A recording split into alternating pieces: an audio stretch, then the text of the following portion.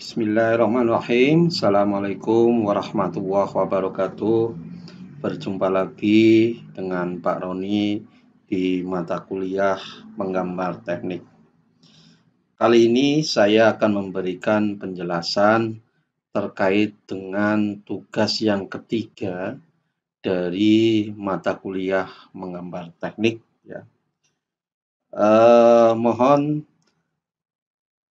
para mahasiswa untuk memberikan judul pada tugas menggambar teknik yang dituliskan di kepala gambar atau etiket itu diberi judul tugasnya adalah macam garis. Ya, sekali lagi judulnya adalah macam garis, ditulis dengan huruf kapital, memakai mal huruf yang ketinggiannya 5 mm serta menggunakan pensil yang tebal yang Anda miliki. Sekali lagi ya, untuk judul gambarnya adalah macam garis, ditulis dengan huruf kapital semua, kemudian memakai mal huruf yang 5 mm ketinggiannya, serta ditulis dengan pensil mekanik tebal yang Anda miliki. Sedangkan untuk skalanya, yaitu Anda menggambar tugas ini dengan skala perbesaran 3:1. Artinya diperbesar sejumlah 3 kali dari gambar aslinya. Nah, itu ya. Kemudian ini diberi tugas yang nomor 3. Karena tugas yang pertama itu mengenai pembuatan video terkait dengan alat-alat yang Anda miliki. Kemudian tugas yang kedua adalah terkait dengan jenis ya garis. Ya. Kemudian yang ketiga adalah baru macam garis ini beserta penggunaannya. Nah, kemudian tadi skalanya sudah, nomor tugasnya sudah, yang berikutnya bagaimana untuk menggambar yang lain, yaitu kalimat atau kata-kata yang ada di tugas ini. Saya jelaskan. Untuk kalimat atau kata-kata yang ada di tugas ini, tulisan tabel 2.1 macam-macam garis dan penggunaannya dalam kurung ISO R128 tutup kurung itu ditulis dengan menggunakan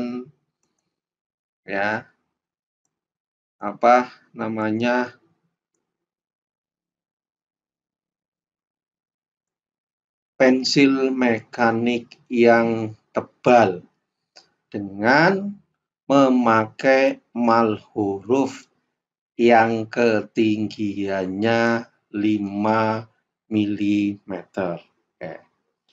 Kemudian yang lainnya, tulisan-tulisan jenis garis, keterangan, penggunaan itu ditulis dengan mal huruf yang ketinggiannya 3 mm dan dengan menggunakan pensil mekanik yang tipis yang Anda miliki.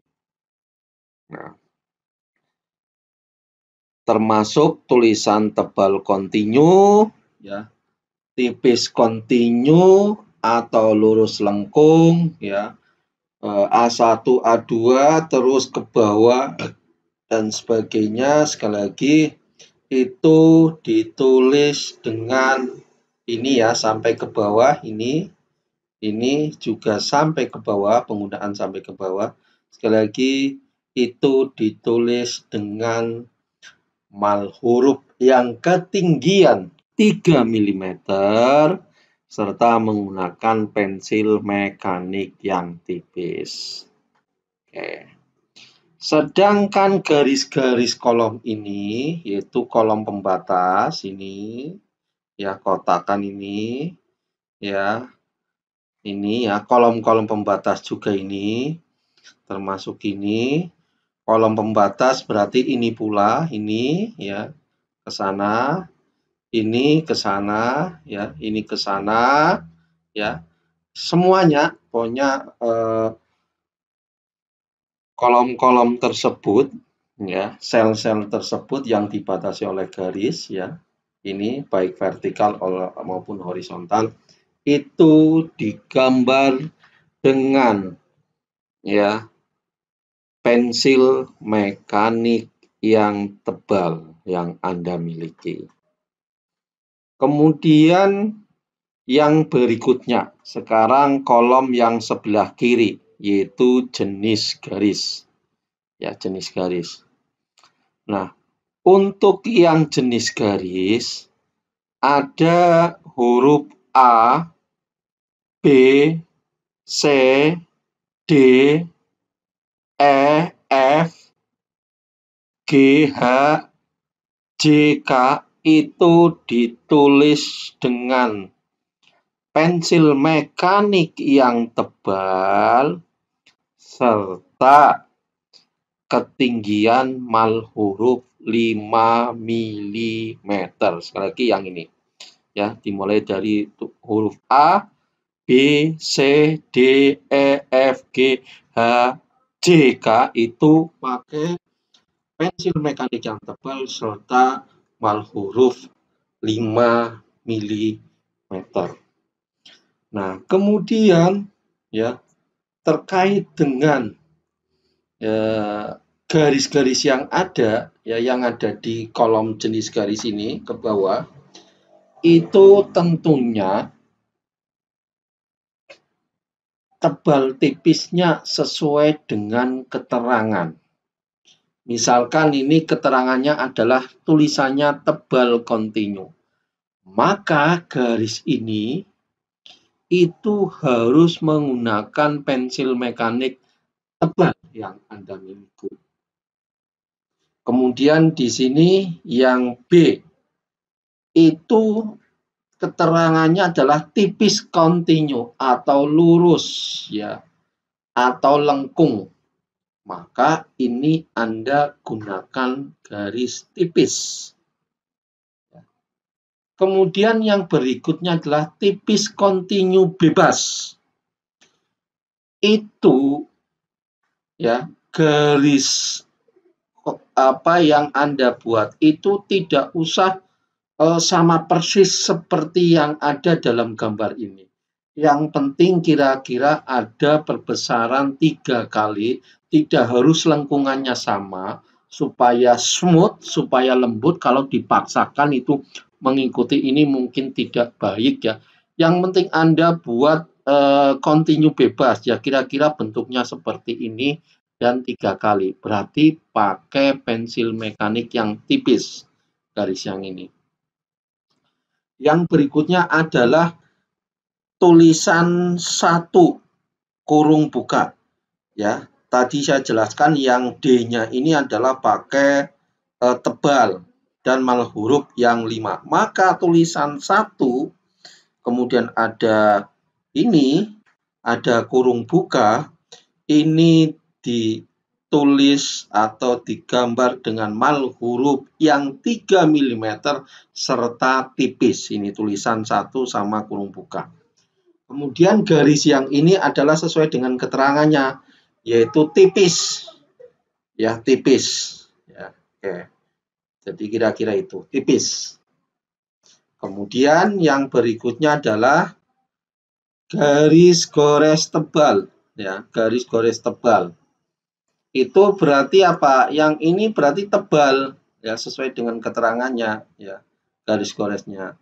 Kemudian angka 1 di sini, angka 1 sama kurung buka ini Anda memakai huruf yang tipis tentunya ya, dengan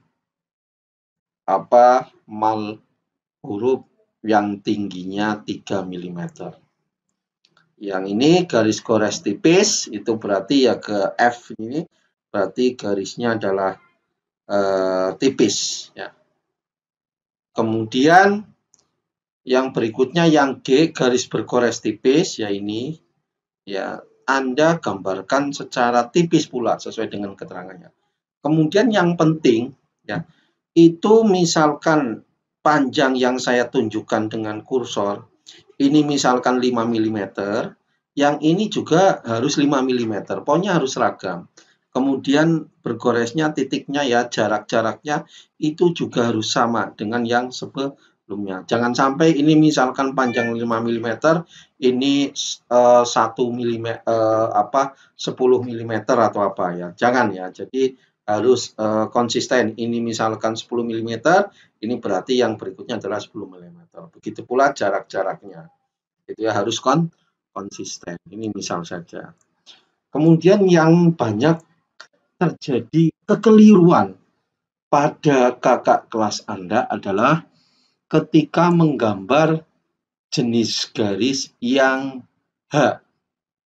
Kenapa? Keterangannya sudah jelas. Garis bergores tipis yang dipertebal pada ujung-ujungnya dan perubahan arah.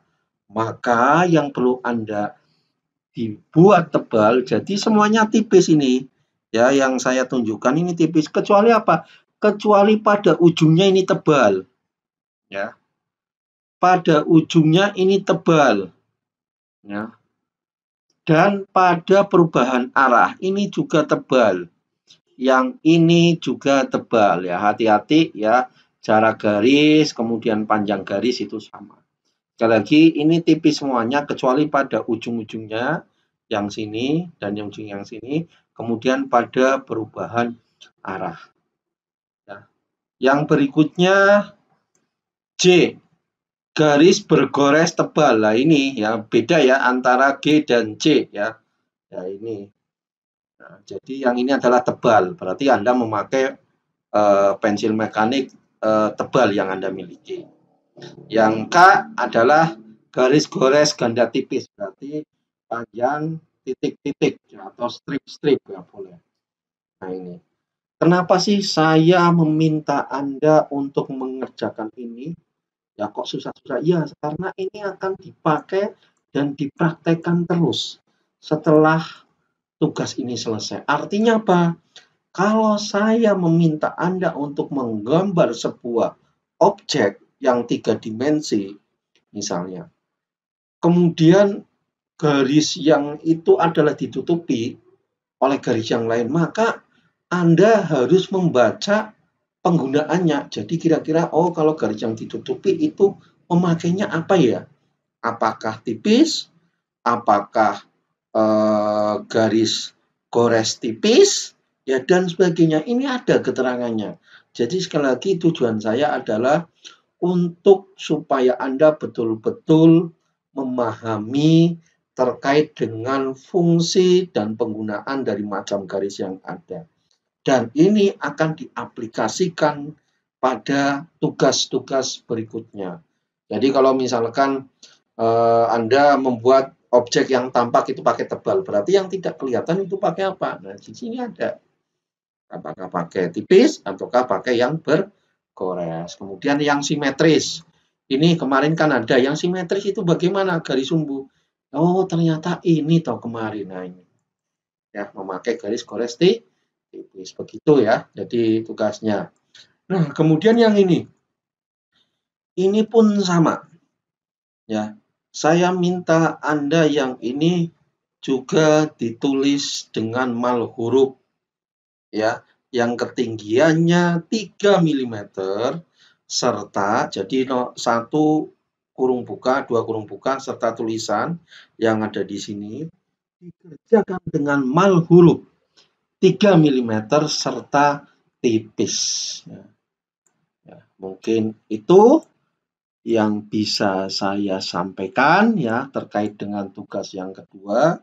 Silahkan kalau ada yang mau ditanyakan, yang mau didiskusikan, monggo kami beri waktu.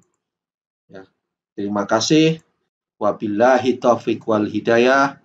Wassalamualaikum warahmatullahi wabarakatuh.